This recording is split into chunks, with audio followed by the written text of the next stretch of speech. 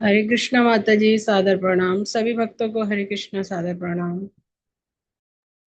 हरे कृष्ण माता जी, सादर प्रणाम। सभी भक्तों को मेरी तरफ से भी सादर प्रणाम।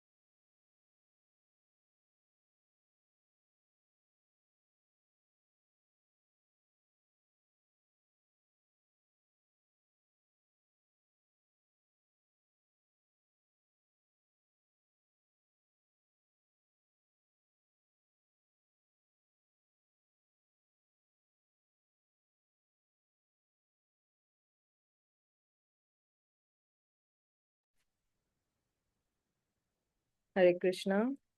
आप सभी का स्वागत है। ओम अज्ञानतिमिरन्धस्य ज्ञानाञ्जनशलाकाय चक्षुरुन्मिलितं येन तस्मै श्रीगुरवे नमः। श्रीचैतन्यं मनोभीष्टं स्थापितं येन भूतले स्वयं रूप कदा मह्यं ददाति स्वपदान्तिकम्। नमो विष्णुपदाय कृष्णपृष्ठाय भूतले श्रीमते भक्तिवेदांत स्वामिनिति नामिने। नमस्ते सरस्वते देवे गौरवाणी प्रचारिणे निर्विशेष शून्यवादी पाश्चात्य देश तारिणे। हे कृष्णा करुणा सिंधु दीनबंधु जगतपते गोपेश गोपिका कांत राधा कांत नमोस्तुते। तप्त कांचन गौरांगी राधे वृंदावनेश्वरी वृषभानुसुते देवी प्रणमामि हरिप्रिये। वाञ्छाकल्पतरुभ्यश्च कृपा सिन्धुभ्य एव च पतितानं पावनेभ्यो वैष्णवेभ्यो नमो नमः। जय श्री कृष्ण चैतन्य प्रभु नित्यानंद श्री अद्वैत गदाधर श्रीवासादि गौर भक्त वृंद। हरे कृष्णा कृष्णा कृष्णा हरे हरे हरे राम राम राम हरे हरे। तो आप सभी का स्वागत है। आज के सत्र में हम लोग आदि लीला के चौथे अध्याय पे है और ये 72वां श्लोक है हमारा। तो यहाँ से जो है अम, राधा रानी की जो छवि है वो कैसी है, वो ये वाले श्लोक में बता रहे हैं। ताभीर्य एव निज रूप तया कला भी भोलोक एव निवसत्यखिलात्म भूतो गोविंदमादि पुरुषम तमहम भजामि। मैं उन आदि भगवान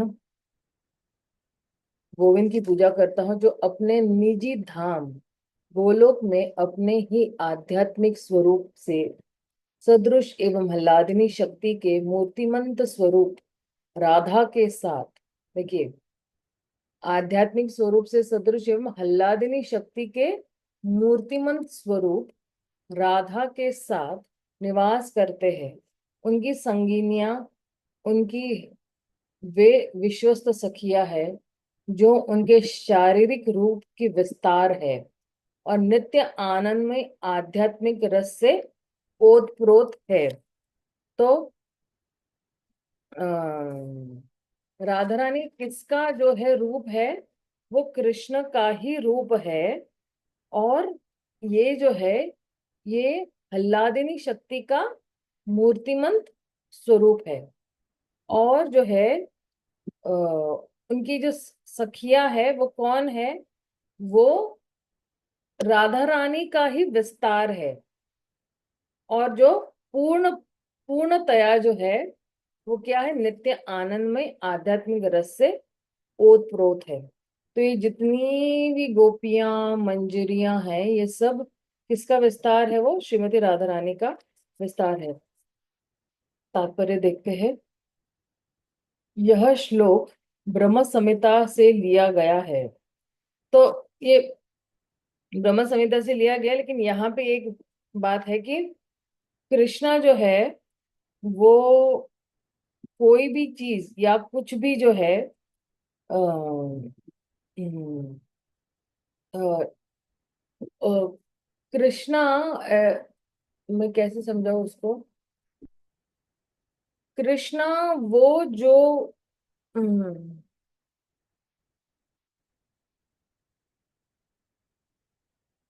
हाँ, कृष्णा वो चीज नहीं अ, भोग सकते या आनंद की अनुभूति नहीं महसूस कर सकते हैं या उसको एंजॉय नहीं कर सकते अगर वो जो है अंतरंग शक्ति से अलग है तो, है ना, विभिन्न है तो नहीं जो है वो आनंद उठा सकते।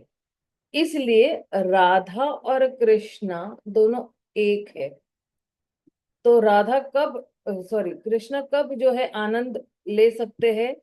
जब कुछ भी जो है वो उन्हीं की अंतरंग शक्ति से आया हुआ है, वरना वो चीज आनंद नहीं उठा सकते हैं।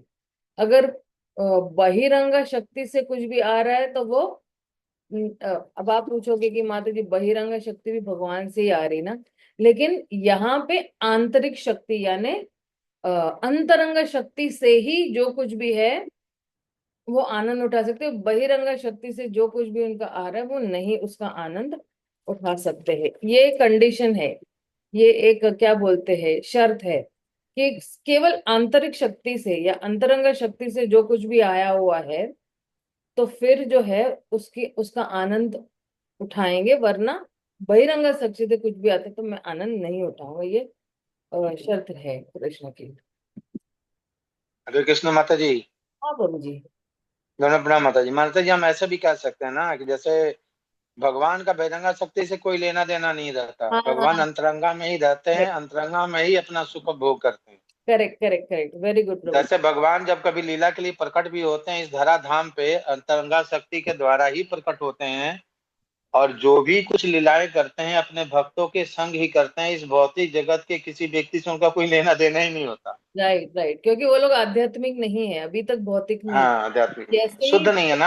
आध्यात्मिक में परिवर्तन हो जाएंगे तो करेंगे, लेकिन हाँ, अभी शुद्ध तो नहीं है वो। हाँ पॉसिबल, करेक्ट करेक्ट। बहुत बढ़िया प्रभु जी, थैंक यू। हाँ, काफी अच्छा अंडरस्टैंडिंग है आपका। अब कृष्ण की जितनी भी जो है कृष्ण की जितनी भी सखियां है या कृष्ण की जितनी भी शक्तियां है या विस्तार है उनके बारे में अभी इन इन श्लोकों में बताएंगे।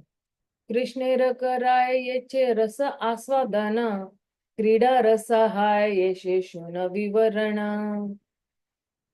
अब आप कृपा करके सुनिए कि किस तरह कृष्ण की प्रतिमाएं, है ना, उन्हें रस का आस्वादन कराने में तथा उनकी लीलाओं में सहायक बनती है। कृष्ण कांता गण देखी त्रिविध प्रकार, एक लक्ष्मी गण पूरे महिषीण गण आर, व्रजांगन रूप आर कांत गण सार, श्री राधिका हते कांता गणेर विस्तार। भगवान कृष्ण की प्रिय प्रेमिकाएं तीन प्रकार की है। लक्ष्मीगण, रानी, सॉरी, रानियां।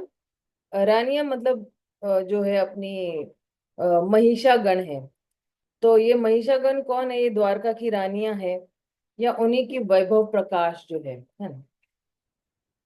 तथा व्रज की गोपियां, ये व्रज की गोपियां, गोपियां इन तीनों के सरोपरि है। ये सारी प्रेमिका राधिका की विस्तार है। ये जितनी भी है, लक्ष्मी है, महिषागण है यानी द्वारका की रानियां हैं, या गोपियां हैं, ये सारी डायरेक्ट राधा रानी के शरीर से ही निकली हुई, जैसे कृष्ण के शरीर से निकले हुए बलराम जी, शंकरशन, महाशंकरशन, फिर वासुदेव, अनिरुद्ध, प्रद्युम्न, और फिर है महाविष्णु। महाविष्णु तो गर्भदक्ष विष्णु, क्षीरोदक्ष विष्णु, कान्हा विष्णु। तो उसी तरह यहाँ से जो है राधा रानी के भी विस्तार है, और उनके पास राधा रानी जैसी ही जो है अ, गुण भी है, बहुत सारे गुण राधा रानी जैसे हैं। फिर आगे क्या कह रहे हैं? अवतारी कृष्ण ये छे करे अवतार, अंशी निराधा होते तीन गणेर विस्तार। जिस प्रकार स्तोत्र रूप भगवान कृष्ण सारे अवतारों के कारण है, उसी प्रकार श्री राधा इन समस्त प्रेमिकाओं की किरण है। हरि बोल, बढ़िया। फिर वैभव गण ये न तार अंग विभूति, बिंब प्रतिबिंब रूप महिषीर दति। लक्ष्मियां श्रीमती राधिका की आंशिक अभिव्यक्तियां है, और रानियां उनके रूप की प्रतिबिंब है। फिर लक्ष्मी गण तार वैभव विलासांच रूप, महिषी गण वैभव प्रकाश स्वरूप। लक्ष्मियां उनकी पूर्ण अंश है, और वे वैभव विलास रूपों को प्रदर्शित करती है। रानियां उनके वैभव प्रकाश की रूप है। आकार स्वभाव भेद व्रज देवी गण, काय व्यूह रूप तारक रसेर कारण। व्रज देवियों के विविध शारीरिक स्वरूप होते हैं, वे उनकी श्रीमती राधा रानी की विस्तार है, और रस का पोषण करने में सहायक देती है। श्रीमती राधा रानी का विस्तार जो कोई भी है, वो क्या दे रही है? रस का पोषण करने में सहायक दे रही है। बहु कांता बिना नहे रसेर उल्लास, लीला रस हाय लागी बहुत प्रकाश। फिर कह रहे हैं, अनेक प्रेमियों का के बिना रस में ऐसा उल्लास नहीं रहता। अतएव भगवान की लीलाओं में सहायता करने के लिए श्रीमती राधा रानी के अनेक विस्तार है। ये जितनी भी गोपियां, मंजरियां, ये सारे कौन है? राधा रानी के ही विस्तार है। और फिर कह रहे हैं, तार मध्य व्रजे नाना भाव रस भेदे, कृष्ण कराय रसा रसादिक लीला स्वादे। इनमें व्रज की प्रेमिकाओं के कई समूह हैं, जिनके नाना प्रकार के भाव तथा रस है। वे कृष्ण को रास नृत्य तथा अन्य लीलाओं की सारी माधुरी का आस्वादन कराने में सहायक है। इतना बढ़िया। देखिए, जैसे कि पहले कहा जा चुका है कि कृष्ण तथा राधा दो होकर भी एक है, वे अभिन्न है। कृष्ण अपना विस्तार पुरुषों जैसे उनके अवतारों तथा पूर्ण अंशों में करते हैं। इसी प्रकार श्रीमती राधा रानी भी लक्ष्मियों, रानियों तथा व्रज बालाओं के विविध रूप में अपना विस्तार करती है। श्रीमती राधा रानी के ऐसे विस्तार उनके पूर्ण अंश है। कृष्ण के ये सारे स्त्री रूप उनके विष्णु रूप के अंशों के अनुरूप विस्तृत होते हैं। इन अंशों की तुलना मूल रूप के प्रतिबिंब रूपों से की गई है। मूल तथा प्रतिबिंब रूपों में कोई अंतर नहीं होता। कृष्ण की हल्लादिनी शक्ति के स्त्री प्रतिबिंब स्वयं कृष्ण के समान होते हैं। कृष्ण के व्यक्तित्व के पूर्ण विस्तार वैभव विलास तथा वैभव प्रकाश कहलाते हैं और राधा के विस्तार भी ऐसे ही वर्णित किए गए हैं। लक्ष्मियां राधा रानी के वैभव विलास रूप है तथा रानियां वैभव प्रकाश रूप है। राधा रानी की निजी सखिया अर्थात ब्रज बालाएं उनके शरीर की प्रत्यक्ष विस्तार है। उनके निजी शरीर के दिव्य अंश होने के कारण तथा दिव्य स्थिति में होने के कारण वे श्रीमती राधा रानी के परम निर्देशन के अंतर्गत भगवान कृष्ण की लीलाओं में प्रेम के विविध आदान प्रदान के लिए उत्तरदायी है। आध्यात्मिक क्षेत्र में भोग का विविधता के माध्यम से पूर्ण स्वरूप आस्वादन किया जा सकता है। देखिए, सिर्फ आध्यात्मिक क्षेत्र में भोग का विविधता के माध्यम से पूर्ण आस्वादन किया जा सकता है। राधा रानी यानी यहाँ पे नहीं हो सकता, सिर्फ आध्यात्मिक जगत में ही होता है। राधा रानी जैसी अनेक बालाएं हैं जिन्होंने गोपियां या सखिया भी कहा जा सकता है। उनके सहचार्य से दिव्य रस की तीव्रता बढ़ जाती है। नाना प्रकार की नायिकाएं कृष्ण के लिए आस्वादन की स्तोत्र है। अतएव श्रीमती राधा रानी की ये विस्तार कृष्ण की हल्लादिनी शक्ति को बढ़ाने के लिए आवश्यक है। देखो, हल्लादिनी शक्ति यानी क्या? आनंद देने वाली है। तो ये इनका विस्तार करना तो है, क्योंकि यही जो है कृष्ण को आनंद देने वाली। उनके दिव्य प्रेम विनिमय वृंदावन में लीलाओं के सर्वोत्कृष्ट व्यवहार है। श्रीमती राधा रानी अपने शरीर के इन अंशों द्वारा कृष्ण को रास नृत्य तथा अन्य कार्यों का आस्वादन कराने में सहायक होती है। श्रीमती राधा रानी रास लीला पुष्प की केंद्रीय पंखुड़ी होने के कारण वे निम्नलिखित श्लोकों में प्राप्त नामों से भी प्रसिद्ध है। अब राधा रानी के अलग अलग नाम दे रहे हैं अगले वाले श्लोक में।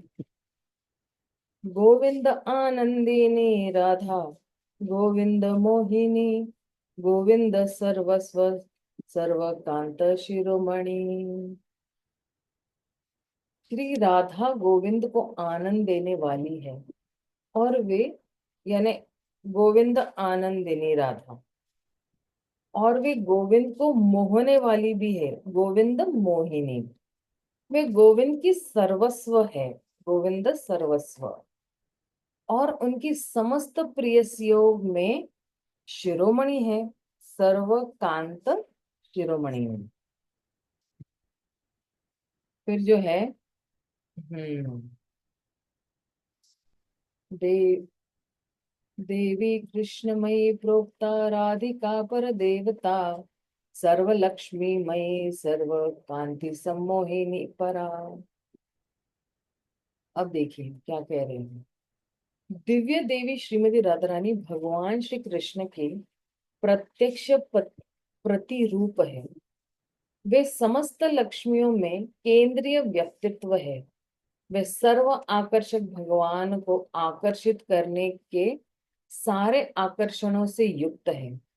वे भगवान की आदि अंतरंगा शक्ति है।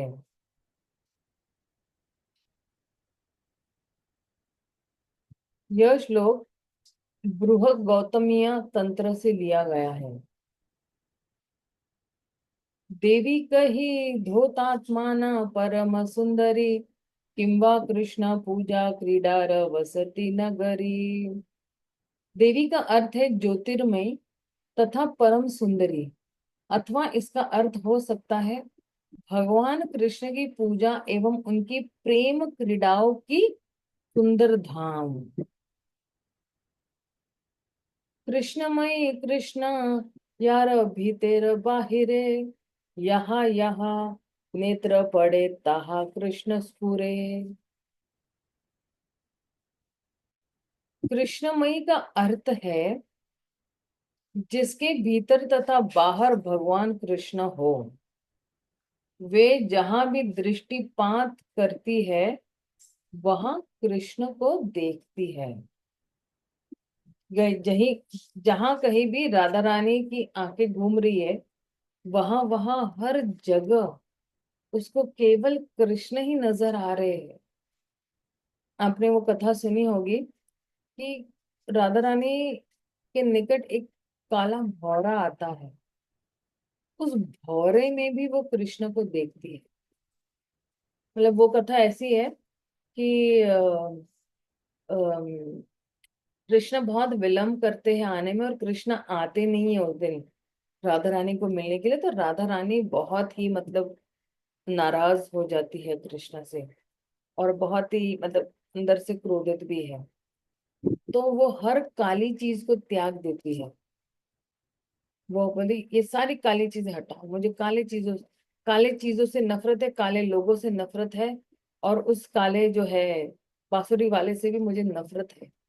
और फिर ये जो भौरा आता है, इस एक्चुअली ये भौरा है ना, ये भ्रमर गीत है, कृष्ण बुक में 10वें स्कंद में हम पढ़ते हैं। तो राधा रानी उस काले भौरे से बात कर रही है यही समझकर कि वो कृष्ण है, और फिर उस भौरे को बोलते तुम चले जाओ, तुम भी धोखा देने वाले हो मुझे एक दिन। तो इस तरह से जो है राधा रानी कृष्णमयी है। हर जगह उसको कृष्ण ही कृष्ण नजर आते हैं, हर चीज में उसको कृष्ण नजर आते हैं। किं वा प्रेम रसमय कृष्णे रस्वरूप, तार शक्ति तार सह हय एक स्वरूप। अथवा कृष्णमय का अर्थ यह है कि वे भगवान कृष्ण से अभिन्न है, क्योंकि वे प्रेम रस की प्रतिमूर्ति है। भगवान कृष्ण और उनकी शक्ति एक ही है। मुझे याद है जब मेरी दीक्षा होने वाली थी, तो गुरु महाराज ने पहला नाम मुझे कृष्णमयी दिया था। लेकिन क्योंकि बम्बई में जो है एक बहुत बड़ी प्रचारक है जिनका नाम है कृष्णमयी माता जी, तो फिर वो क्लैश हो जाता है। तो इसलिए फिर उन्होंने मेरा नाम बदल कर फिर कृष्ण रूपा कर दिया था। लेकिन अ, नाम उस वक्त कृष्ण रूपा दिया था, लेकिन बुलाते थे वो मुझे कृष्ण रूपिणी। तो ऐसे 3 नाम हो गए मेरे फिर कृष्ण रूपिणी, कृष्ण रूपा और कृष्णमयी इस तरह से। तो तात्पर्य में क्या कह रहे हैं, कृष्णमयी को दो कृष्णमयी के 2 भावार्थ है। कृष्णमयी के 2 भावार्थ हैं। पहला, ऐसा व्यक्ति जो अपने भीतर और बाहर सदैव कृष्ण के बारे में ही सोचता है, और जहां भी जाता है या जो भी देखता है सदैव कृष्ण का ही स्मरण करता है। बाहर और भीतर सदैव कृष्ण के बारे में सोचता है, अंदर भी कृष्ण के बारे में और बाहर भी कृष्ण के बारे में। अभी फिलहाल हम अंदर और बाहर कृष्ण के बारे में बहुत नहीं सोच रहे, बाहर से थोड़ा बहुत सोच रहे हैं लेकिन अंदर से नहीं सोच रहे। क्यों अंदर से हम लोग कृष्ण के बारे में नहीं सोच रहे हैं? उसका भी एक कारण है। उसका कारण यह है कि अभी तक हम लोगों ने कृष्ण को अपनी अंदर की दुनिया बनाई ही नहीं है। उसको इंग्लिश में कहते हैं कि we have not made Krishna our inner world. अभी तक कृष्णा को हमें अपनी अंदर की दुनिया बनाई ही नहीं।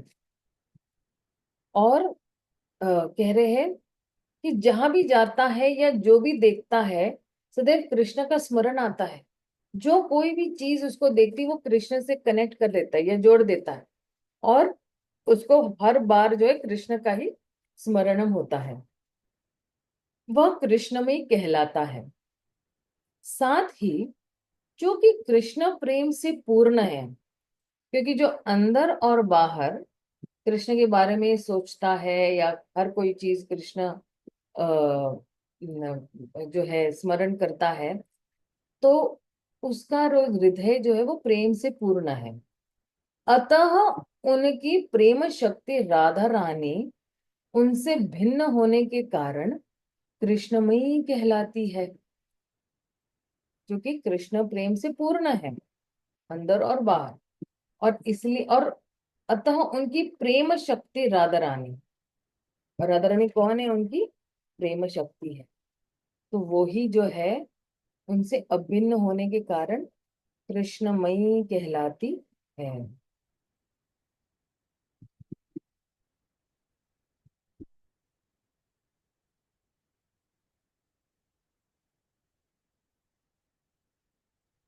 फिर आगे क्या कह रहे हैं?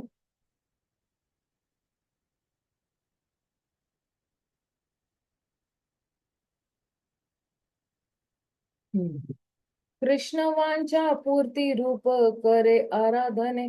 देखिए, ये ये कौन से ये जो अभी श्लोक हम लोग ने पढ़े जो है ना, 84, 85, 86 जो है, ये सारे श्लोक किसका विस्तार है पता है? ये वाला श्लोक का विस्तार है, 83 नंबर का। देवी कृष्णमयी प्रोक्ता राधिका पर देवता सर्व लक्ष्मीमयी सर्व कांत सम्मोहिनी। तो अभी हम लोग ने कृष्णमयी का जो है वो थोड़ा विस्तार देखा, अभी और आगे भी थोड़ा बहुत देखेंगे, और फिर राधिका का भी देखेंगे कि राधिका क्या है।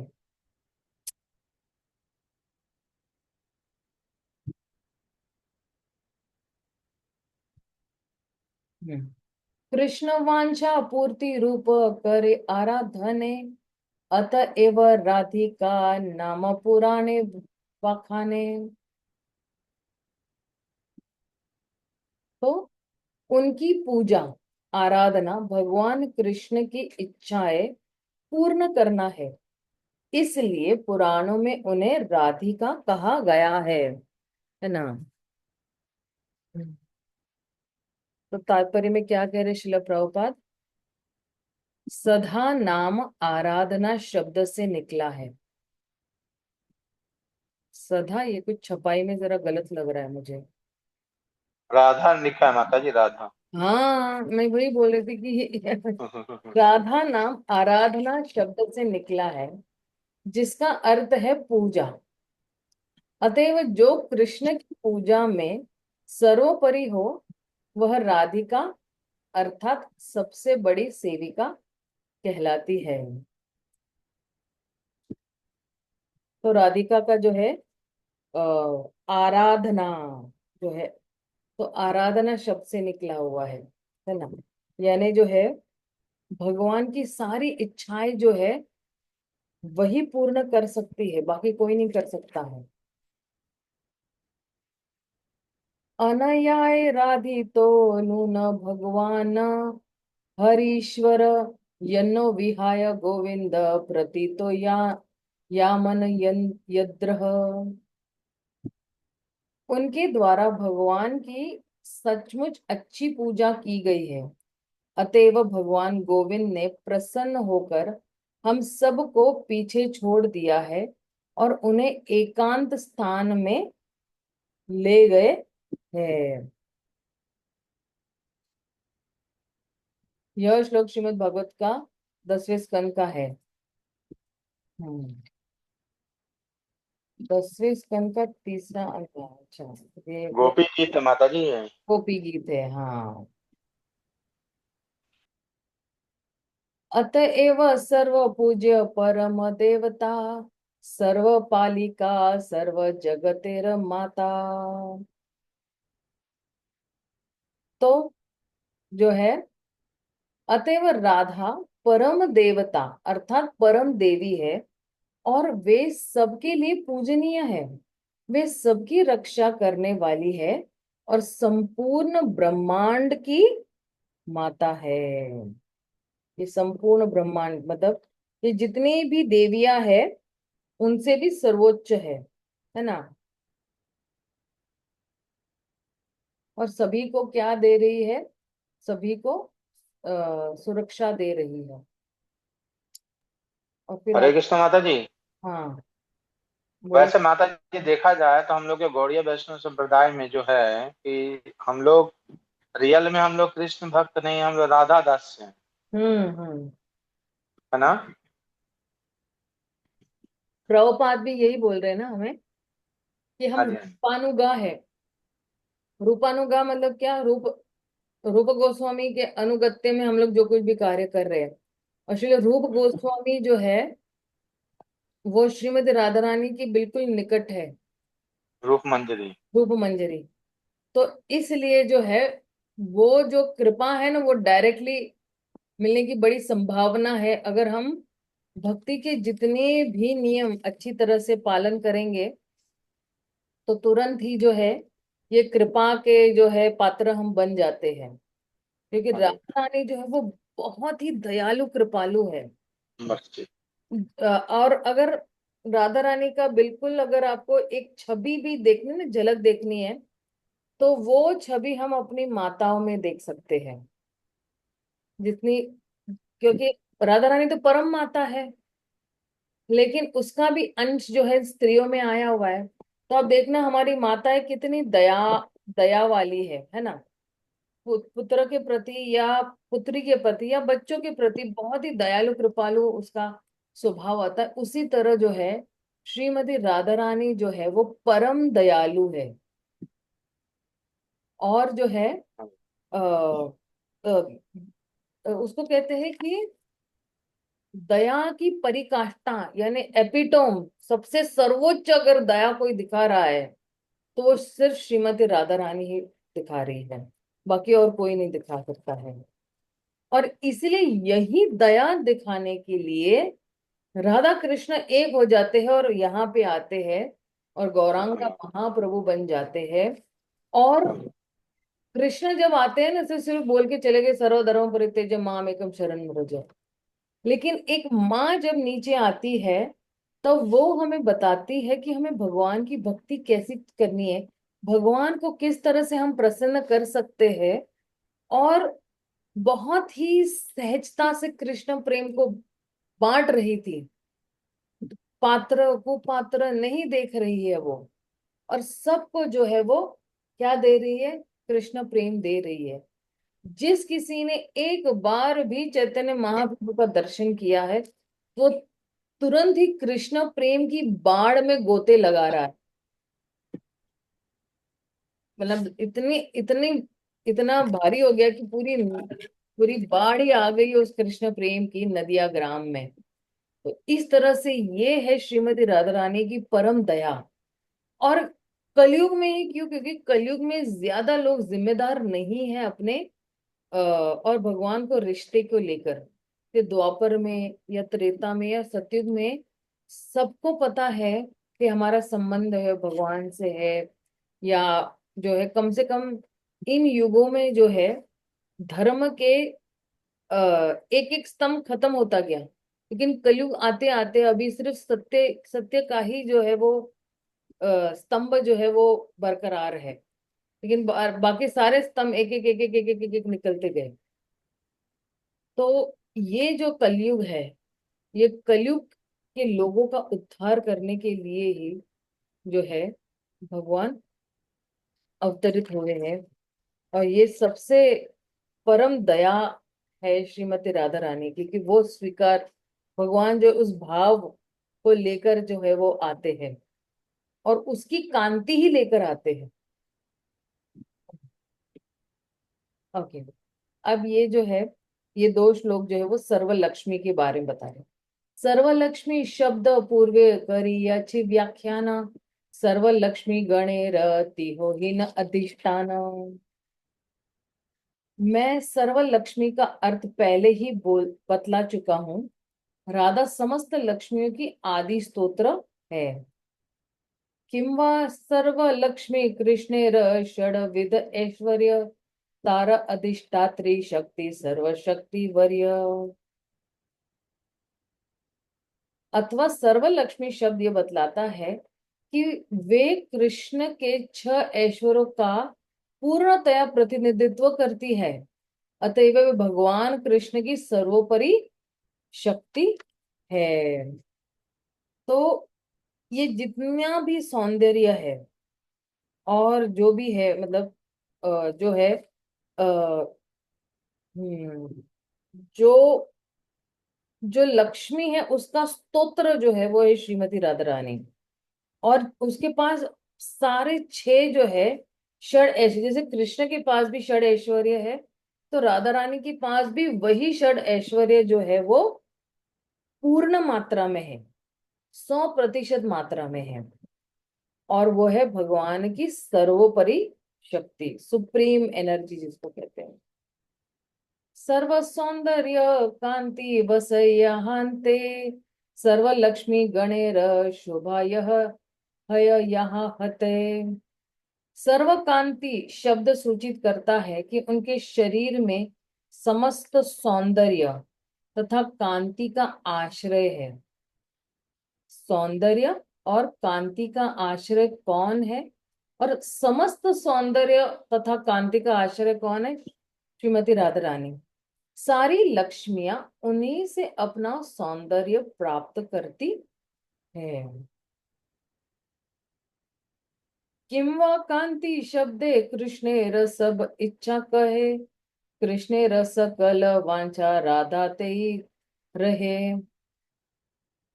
कांति शब्द का यह भी अर्थ हो सकता है कि भगवान कृष्ण की सारी इच्छाएं, भगवान कृष्ण की सारी इच्छाएं श्रीमती राधा रानी में निहित है।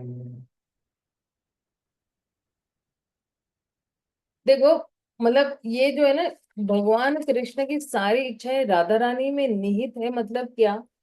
ये सारी इच्छाएं जो है राधा रानी में, भगवान कृष्ण की सारी इच्छाएं राधा रानी में ही विश्राम कर रहे हैं, और विश्राम करके फिर राधा रानी ही इन सारी इच्छाओं को पूर्ण करती है।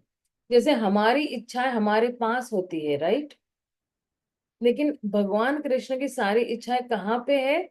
राधा रानी में विश्राम कर रही है। जैसे जैसे भगवान से कोई इच्छा उत्पन्न होती है, वो जाके सीधा वो राधा रानी के हृदय में बैठ जाती है। अब राधा रानी का कार्य स्टार्ट हो जाता है, वो एक्टिव मोड में आ जाती है कि अब मुझे कृष्ण की ये इच्छा पूर्ण करनी है। तो फिर जो है तुरंत ही सारी गोपियां मंजरियां सबको फिर जो है वो सेवा में लगा देती है। तो भगवान की छोटी से छोटी इच्छा पूर्ण करने के लिए राधा रानी बिल्कुल तत्पर रहती है। राधिका करे न कृष्ण वांछित पूर्ण, सर्व कांति शब्देर यही अर्थ विवरण। श्रीमती राधिका भगवान कृष्ण की सारी इच्छाएं पूर्ण करती है, सर्व कांति शब्द का यही अर्थ है। और फिर जो है एक शब्द आ रहा है सम्मोहिनी, जगत मोहन कृष्ण ताहर मोहिनी, अतएव समस्तेर पराठ ठाकुरानी। भगवान कृष्ण जगत को मोहित करते हैं, इसलिए कृष्ण का अर्थ है सर्व आकर्षक। किंतु श्री राधा उन्हें भी मोहित करती है, अतएव वे सारी देवियों में श्रेष्ठ है। सर्व सम्मोहिनी परा। और फिर जो है आगे क्या कह रहे हैं,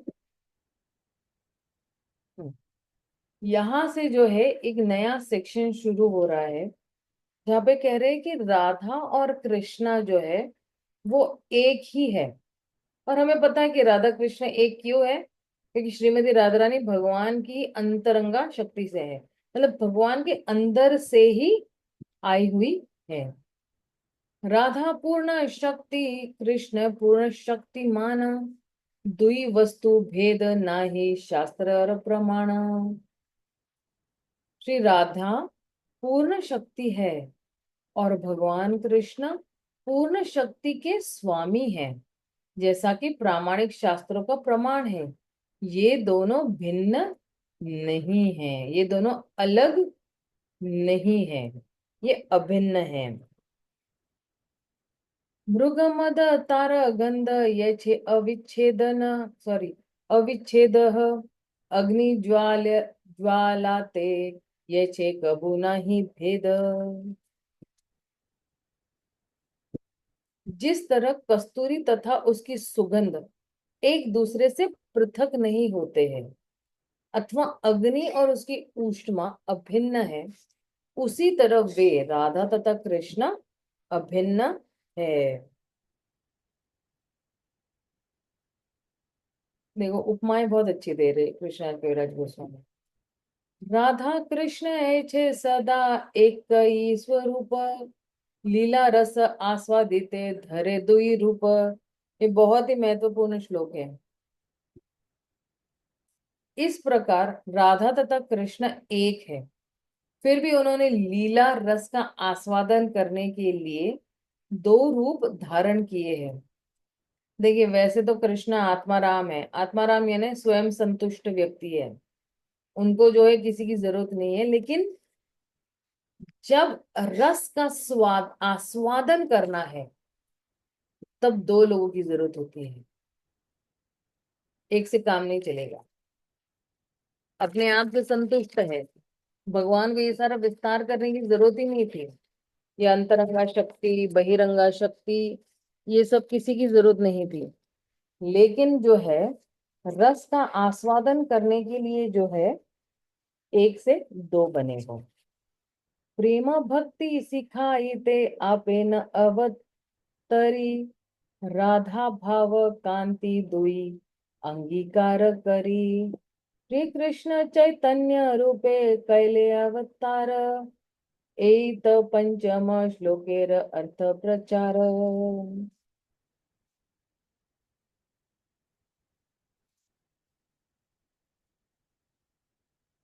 तो इसलिए कह रहे कृष्णराज कविराज गोस्वामी कि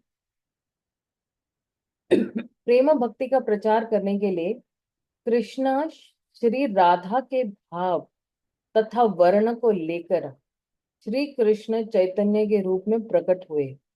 इस प्रकार मैंने 5वें श्लोक का अर्थ की व्याख्या की है। आप देखो स्टार्टिंग में 14 श्लोक थे ना आदि लीला में पहले अध्याय में, तो अब ये 5वें श्लोक की व्याख्या कर रहे हैं। और ये 5वां श्लोक क्या है वो भी मैं बता देती हूँ आपको। 5 श्लोक की चर्चा कर दिया माता जी। हाँ अभी जो हम लोग पढ़ रहे थे ना 5वें श्लोक की ही चर्चा थी। तो अभी छठा करेंगे आगे। हाँ राधा कृष्णय प्रणय विरक्ति हल्लादिनी शक्तिरास्माद, एकात्मानमपि भुवि पुरा देह भेदं गतौ तौ, चैतन्याख्यां प्रकटम् अधुना तद्धव्यं चैकम् आप्तं, राधा भाव द्युति सुवलितं नौमि कृष्ण स्वरूपम। तो ये 5वां श्लोक जो थे आदि लीला में उसकी व्याख्या जो है हुई है। तात्पर्य में क्या कह रहे, अच्छा षष्ठ श्लोकेर अर्थ करिते प्रकाश, प्रथमे कहिए से श्लोकेर आभास। तो कह रहे छठे श्लोक की व्याख्या करने के लिए सर्वप्रथम मैं इसके अर्थ का संकेत दूंगा। तो अब जो है संकेत देने वाले हैं जो है अवतारी प्रभु प्रचारिल संकीर्तन, एहो बाह्य हेतु पूर्वे करियाची सूचना।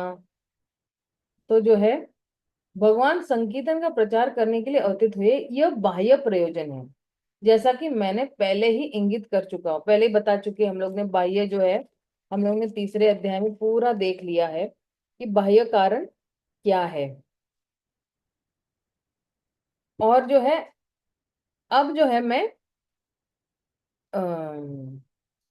आदि लीला के जो छठा अध्याय जो है उसका एक्चुअली मैं थोड़ा बहुत उसकी झांकी दिखाने वाला या हिंट देने वाला हूँ, ऐसा कह रहे हैं।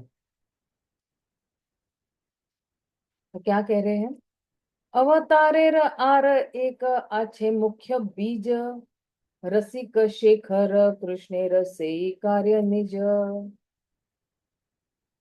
भगवान कृष्ण के अवतार का एक प्रमुख कारण है, यह प्रेम विनिमय के सर्वश्रेष्ठ भोक्ता के रूप में उनके अपने कार्यकलापों से उत्पन्न होता है। तो मुख्य कारण है क्या है कि अपने जितने भी जो है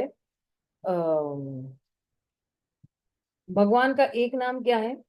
रसिक शेखर है, ठीक है ना।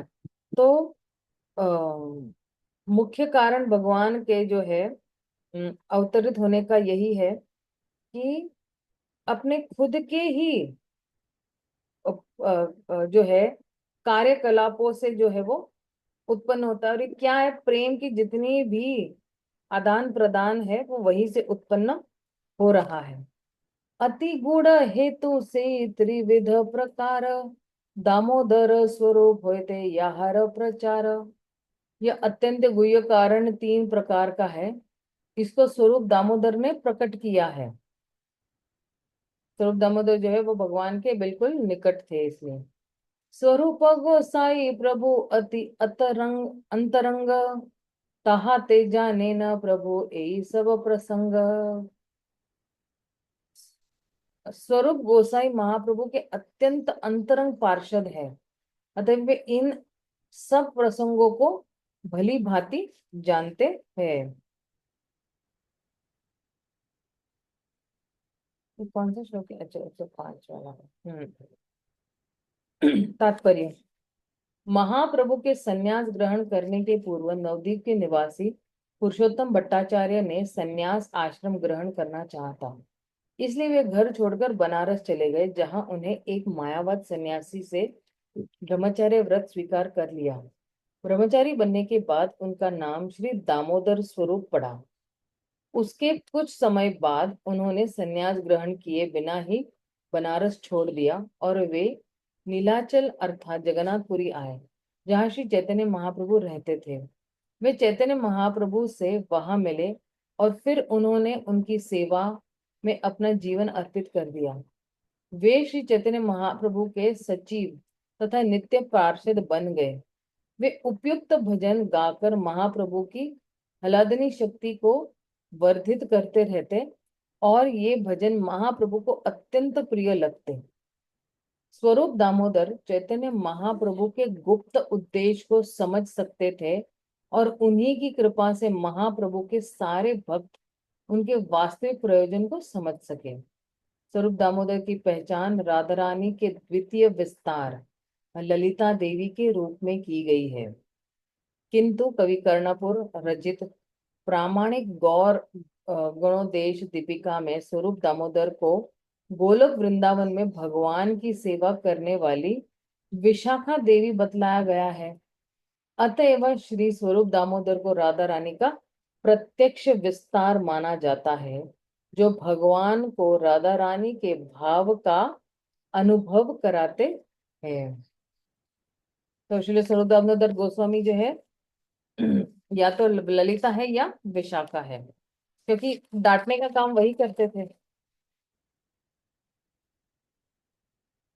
राधिकार भाव मूर्ति प्रभुर अंतर से भावे सुख दुख उठे निरंतर। चैतन्य महाप्रभु का हृदय श्रीमती राधा रानी के भावों की मूर्ति है। इस प्रकार उसमें हर्ष तथा पीड़ा की भावनाएं निरंतर उठती रहती है। आप देखिए चैतन्य महाप्रभु किसका भाव लेकर आए थे? श्रीमती राधा रानी का।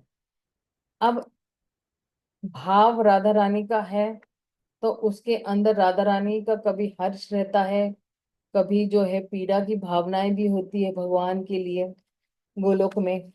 तो वो सारा जो दुख दर्द और सुख या हर्ष उल्लास जो है वो सारा कौन महसूस करते थे? श्री चैतन्य महाप्रभु। तो चैतन्य महाप्रभु कौन है? कृष्ण स्वयं है। अब जो है ये भावों को जो है वो महसूस करने के लिए भगवान जो है अवतरित हुए। तो भाव किसका है? राधा रानी। यानी बाह्य रूप अगर आप देखोगे बाह्य शरीर जो है वो कृष्ण का है, हृदय जो है वो राधा रानी का है, भाव जो लिया है वो राधा रानी का ही लिया हुआ है, कांति भी राधा रानी की ली हुई है। तो कह रहे चैतन्य महाप्रभु का हृदय श्रीमती राधा रानी की भावों की मूर्ति है। मतलब जो भी जो है राधा रानी महसूस करती है कृष्ण के लिए, वो सब कुछ जो है वो चैतन्य महाप्रभु महसूस कर रहे हैं कृष्ण के लिए। तात्पर्य, चैतन्य महाप्रभु का हृदय श्रीमती राधा रानी के भाव से परिपूर्ण था और उनका रूप उनसे मिलता जुलता था। स्वरूप दामोदर ने उनके इस भाव को राधा भाव मूर्ति कहा है, जो भौतिक स्तर पर इंद्र तृप्ति में लगा हुआ है। क्या है? स्वरूप दामोदर ने उनके इस भाव को राधा मूर्ति भाव कहा है, जो भौतिक स्तर पर इंद्र तृप्ति में लगा हुआ है, वह राधा भाव को नहीं समझ सकता है, किंतु जो इंद्र तृप्ति के वेगों से मुक्त है वह इसे समझ सकता है। राधा भाव को गोस्वामियों ने समझना चाहिए, गोस्वामियों से ही समझना चाहिए। देखिए क्यों गोस्वामियों से समझना चाहिए?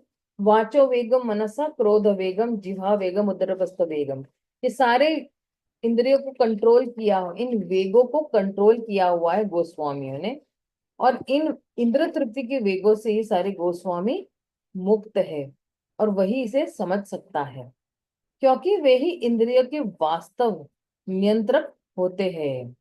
गो स्वामी, गो यानी इंद्रिया और स्वामी, स्वामी यानी उसका जो मालिक। तो जिन्होंने इंद्रियों को जो है पूर्णतः नियंत्रित कर लिया है तो वो गोस्वामी कहलाते हैं।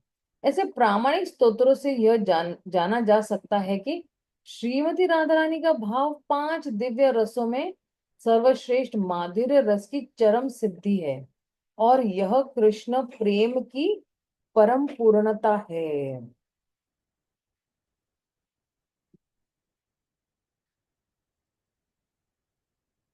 ये बहुत ही महत्वपूर्ण है। ये दिव्य व्यापार 2 स्तरों पर समझे जा सकते हैं। ये दिव्य व्यापार यानी क्या? लेन देन जिसको कहते हैं, और 2 स्तरों पे समझे जा सकते हैं। एक उच्च स्तर कहलाता है और दूसरा अति उच्च स्तर कहलाता है। द्वारका में प्रदर्शित प्रेम व्यापार उच्च स्तरीय है, जबकि अति उच्च स्तर वृंदावन की लीलाओं के प्रदर्शन में प्राप्त हो पाता है। तो अब देखिए, एक उच्च स्तर है और एक जो है अति उच्च स्तर कहलाता है। तो चैतन्य महाप्रभु का भाव निश्चित रूप से अति उच्च स्तरीय है। हाँ, क्योंकि वो जो है राधा रानी का भाव लेकर आए हैं। शुद्ध भक्ति में संलग्न बुद्धिमान व्यक्ति श्री चैतन्य महाप्रभु के जीवन से समझ सकता है कि वे अपने हृदय में सदैव कृष्ण वियोग का अनुभव करते थे।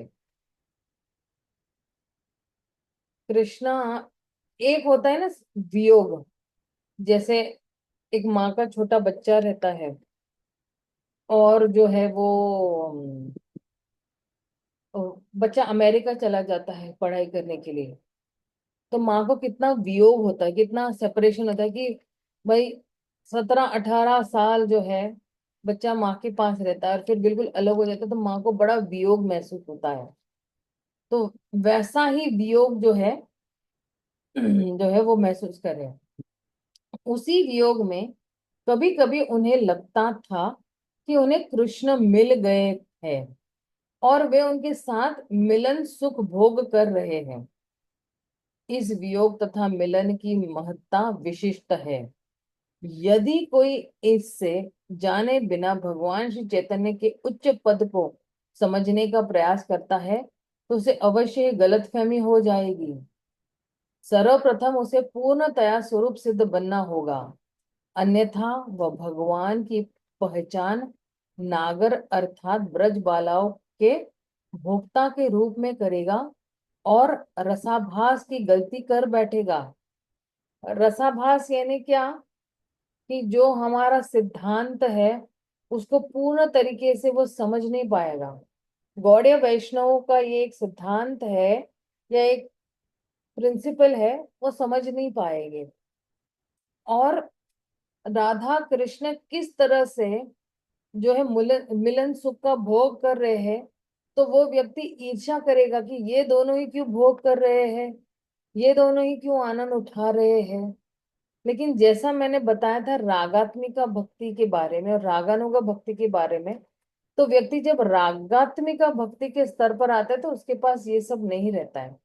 उसके पास एक निस्वार्थ भावना रहती है कि मुझे केवल जो है सखिया मंजरिया उनके अनुगत्य में रहकर भगवान कृष्ण की सेवा करनी है। वहां पे फिर ईर्ष्या का लेश मात्र नहीं होगा, या फिर जो है आ, उनको ये नहीं लगेगा कि अरे ये राधा और कृष्ण भोग कर रहे हैं, भोक्ता के रूप में नहीं करेगा।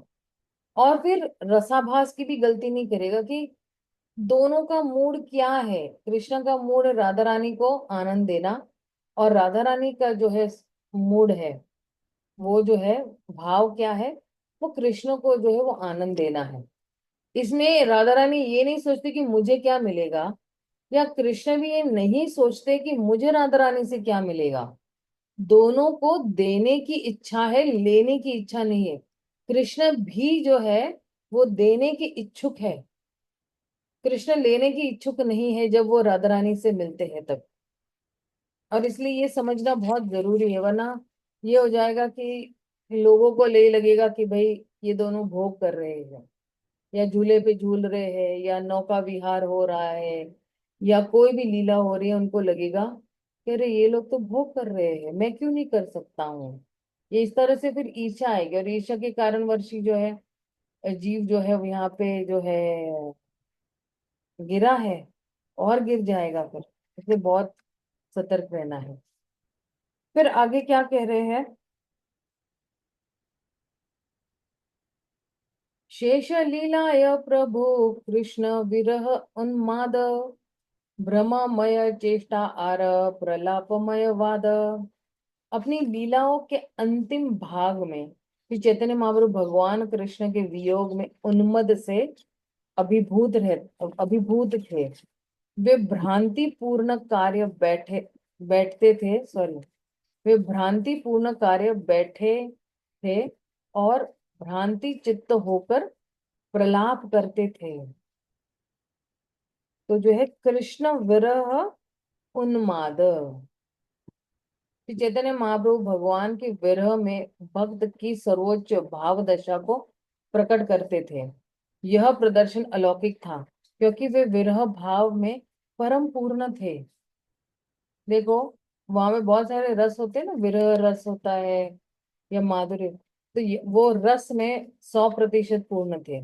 मतलब विरह क्या होती है, विरह में क्या क्या व्यक्ति को महसूस होता है, ये सारा कुछ जो है वो चैतन्य महाप्रभु जो है वो दर्शा रहे थे उस समय।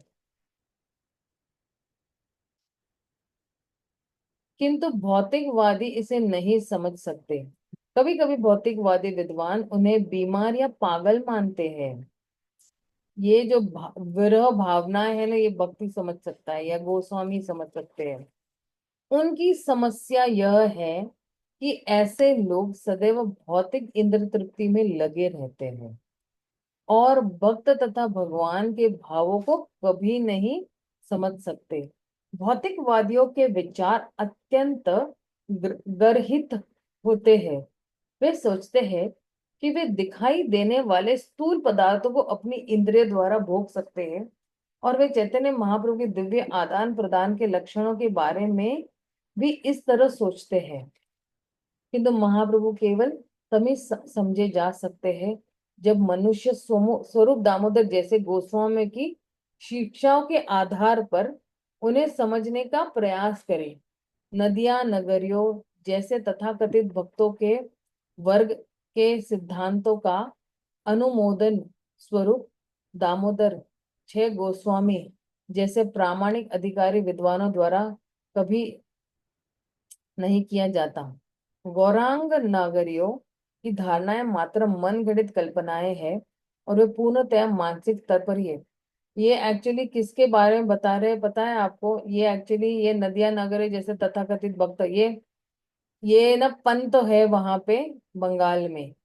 ये नदिया नागरियो, ये गौरांग नागरियो, ये जो है, ये जो है एक अलग अलग पंथ है, और उनकी ये धारणाएं है, मतलब इनकी वो सोच है, इस तरह से वो लोग सोचते हैं।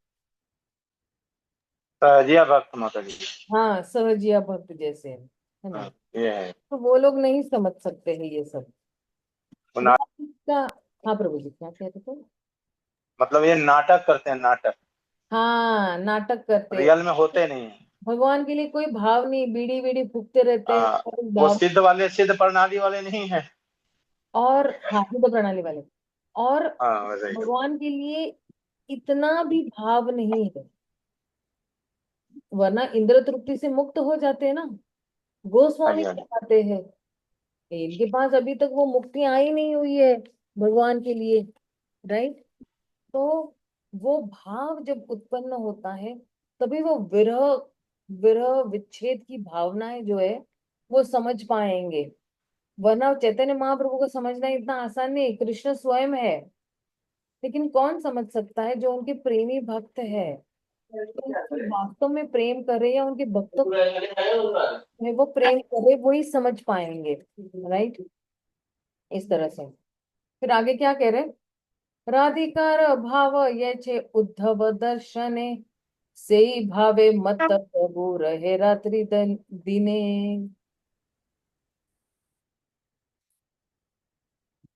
अनुवाद: जिस प्रकार उद्धव को देखकर राधिका पागल सी हो गई थी, उसी तरह, क्योंकि क्यों उद्धव को देखकर पागल सी हो गई थी कि उद्धव के भी जो बाह्य कृष्ण की तरह लगते हैं वो। आंख नकाशा जो है, या उनकी जो छवि थी वो कृष्ण जैसी दिख रही थी, इसलिए वो पागल हो गए थे। उसी तरह श्री चैतन्य महाप्रभु विरह के उन्माद से रात दिन अभिभूत रहते थे। हम्म। और फिर जो क्या कह रहे हैं,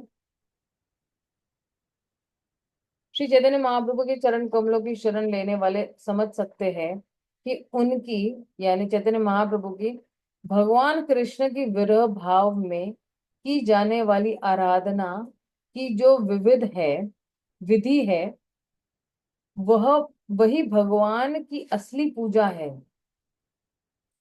विरह भाव में की जाने वाली आराधना की जो विधि है, देखिए विरह भाव में भी जो है वो भगवान की आराधना हो सकती है। मतलब ये नहीं कि भगवान आपके सामने हो, उनके बारे में भी सोचना। जैसे भगवान रासलीला में से जब उनके आंखों से ओझल हो गए थे, तब गोपियां जो है विरह भाव महसूस कर रही थी, और उसी विरह भाव में भगवान की सारी लीलाएं जो है वो एक नाटक के रूप में प्रस्तुत कर रही थी। वही भगवान की असली पूजा है। जब विरह की भावना अत्यंत तीव्र हो उठती है, तभी कृष्ण मिलन की अवस्था प्राप्त हो पाती है। जितना यहाँ पे विरह ज्यादा महसूस होगा, उतना ही कृष्ण का मिलन जो है वो अवस्था और निकट निकट आते जाती है। सहजिया जैसे तथाकथित भक्त सस्ती कल्पना करते हैं, सस्ती कल्पना करते हैं कि वे वृंदावन में कृष्ण से मिल रहे हैं। ऐसी कल्पना भले ही लाभप्रद हो, किंतु कृष्ण से वास्तविक मिलन श्री चैतन्य महाप्रभु द्वारा सिखाए गए विरह भाव द्वारा ही संभव है। अगर किसी व्यक्ति को कृष्ण से मिलना है, तो उसके हृदय में ये विरह भावनाएं, ये तीव्र विरह भावनाएं उठना बहुत ही जरूरी है। और उसी अवस्था में जो है व्यक्ति को कृष्ण प्राप्त होंगे, बाकी कोई अवस्था में कृष्ण प्राप्त नहीं हो सकते हैं। फिर आगे क्या कह रहे हैं? बहुत मतलब ना, ये जो दुख है ना, ये बहुत कष्टदायी दुख है।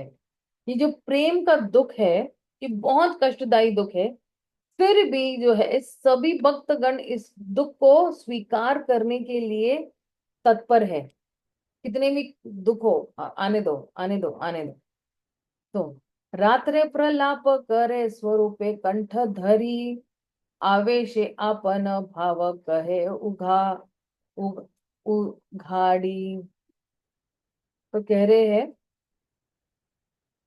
रात में स्वरूप दामोदर के गले में अपनी बाहें डालकर शोक में प्रलाप करते, वे आवेश में आकर अपने हृदय की बात कह देते। आवेश में आना यानी उसी भाव में आ जाना। और फिर यब यही भाव उठे, प्रभुर अंतर से गति श्लोके दुख देन दामोदर।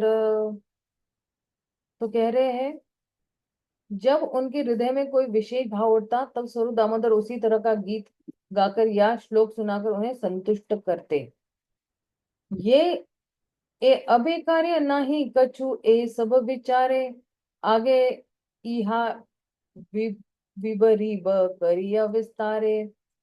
विबरी यानी वर्णन करूंगा। अब इन इन लीलाओं का विश्लेषण करना आवश्यक नहीं है, मैं इन सबको आगे चलकर विस्तार से बतलाऊंगा। इन सब लीलाओं को विस्तार में अंत्य लीला में बतलाएंगे एक्चुअली। अब देखना और फिर आगे क्या कह रहे। अच्छा, अब यहां से जो है ना ये वाले श्लोक से है कृष्ण जो है वो व्रज में कैसे रहते हैं, कृष्ण की जो स्थिति है ब्रज में वो क्या है, वो यहाँ से एक अलग सा ही जो है टॉपिक छेड़ने वाले हैं। तो यहाँ पे हम विराम देते हैं और इस जो है कल चर्चा करेंगे। किसी का अगर कोई प्रश्न है तो आप पूछ सकते हो।